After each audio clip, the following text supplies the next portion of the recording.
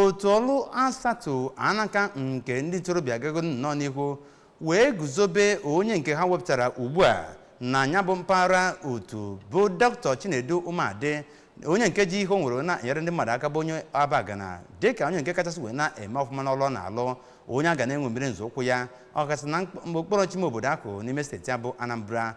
Onye nta akụkọ anyị bụ Emmanuel Okonkwo ga-ewetara gị akụkọ ndị ọzọ.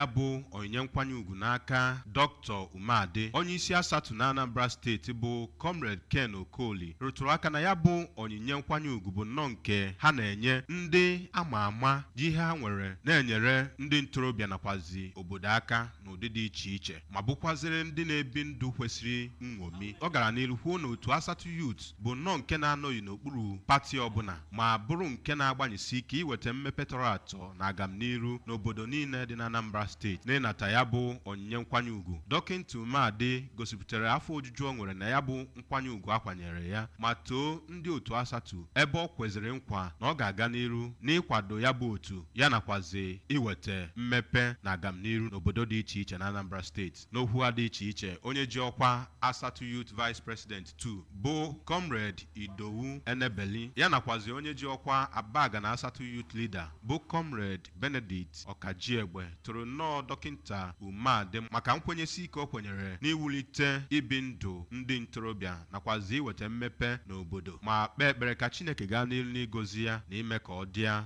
ogologo ndụ. Site na Abagana nke dị n'okpuru kansụl njikọ Ọka, abụ m Emmanuel Okonkwo.